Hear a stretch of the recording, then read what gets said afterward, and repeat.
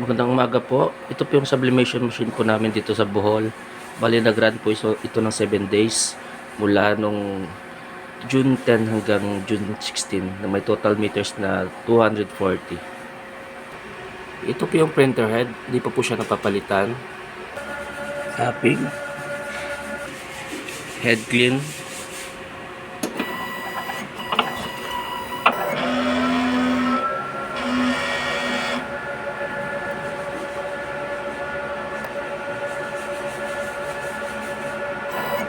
After head clean po, punasan po yung wiper. Tapos yung capping. Nozzle test.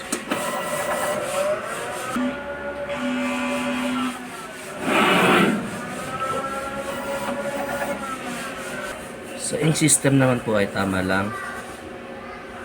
Waste tank po, release po ito to bad day. AVR. Andito naman po yung aking use ink. Unused ink po. Andito naman po yung ako nagamit na si MYK. Ito po yung cyan, black, magenta, at yellow po. Daily output record po.